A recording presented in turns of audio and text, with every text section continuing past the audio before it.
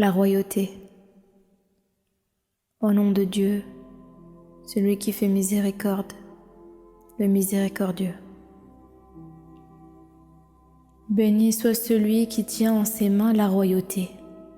Il est puissant sur toutes choses. Celui qui a créé la vie et la mort pour vous éprouver et connaître ainsi celui d'entre vous qui agit le mieux. Il est le Tout-Puissant. Il est celui qui pardonne.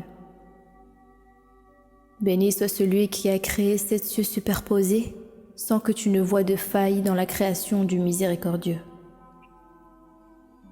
Tourne les yeux. Aperçois-tu de quelques brèches? Puis, 2 fois encore, tourne les yeux. Ta vue reviendra vers toi, lassée, épuisée.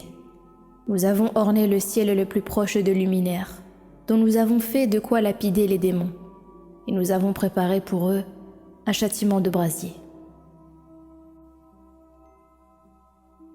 Le châtiment de la Géhenne est destiné à ceux qui n'ont pas cru à leur Seigneur. Quelle détestable fin! Quand ils y sont jetés, ils entendent un rugissement, tandis que la Géhenne bouillonne, car elle est sur le point d'éclater de fureur. Chaque fois qu'une bande y est précipitée, ses gardiens lui demandent « Un avertisseur n'est-il pas venu jusqu'à vous ?» Ils disent « Oui, un avertisseur est venu à nous, mais nous avons crié au mensonge et avons dit « Dieu n'a rien fait descendre, vous êtes seulement plongés dans un égarement manifeste. » Ils ont dit « Si nous avions entendu, ou si nous avions compris, nous ne serions pas du nombre des hôtes du brasier. » Ils reconnaissent leurs péchés. Que les hôtes du brasier soient exterminés. Ceux qui auront redouté leur Seigneur dans son mystère impénétrable obtiendront un pardon et une grande récompense. Que vous teniez vos paroles secrètes ou que vous les divulguiez, il connaît parfaitement le contenu des cœurs. Ne connaît-il pas ce qu'il a créé, lui qui est le subtil et qui est parfaitement informé? C'est lui qui a fait pour vous la terre très soumise. Parcourez donc ces grandes étendues. Mangez de ce que Dieu vous accorde pour votre subsistance. La résurrection se fera vers lui. Êtes-vous sûr que celui qui est au ciel ne vous fera pas engloutir par la terre? Voici qu'elle tremble.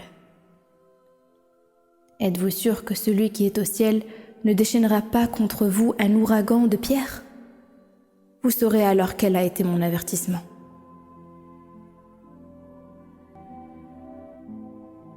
Ceux qui vécurent avant eux avaient crié au mensonge. Quelle fut alors ma réprobation? N'observent-ils pas les oiseaux qui déploient et replient leurs ailes au-dessus d'eux? Seul le tout miséricordieux les soutient. Il voit parfaitement toutes choses. Est-ce que celui qui, pour vous, constituerait une armée capable de vous secourir contre le miséricordieux? Les incrédules sont dans l'illusion complète. Quel est donc celui qui pourvoira à vos besoins si Dieu retient ses dons? Mais il s'obstine dans l'insolence et dans la haine. Celui qui marche le visage abattu est-il mieux dirigé que celui qui marche sur une voie droite en se redressant? Dis, c'est lui qui vous fait naître. Il vous a donné l'ouïe, la vue, les viscères. Vous êtes peu reconnaissant. Dis, c'est lui qui vous a disséminé sur la terre et c'est vers lui que vous serez rassemblés. Ils disent, quand donc se réalisera cette promesse si vous êtes véridique? Dis, la science n'existe qu'auprès de Dieu. Je ne suis qu'un avertisseur explicite. Quand les incrédules verront le châtiment de près, leurs visages seront horrifiés. On leur dira, voici ce que vous réclamiez. Dis, que pensez-vous? Soit que Dieu m'anéantisse, moi et mes compagnons, soit qu'il me fasse miséricorde. Qui donc protégera les incrédules contre un châtiment douloureux? Dis, lui, le miséricordieux. Nous croyons en lui, nous nous confions à lui. Vous saurez bientôt qui se trouve dans un égarement notoire. Dis, que pensez-vous?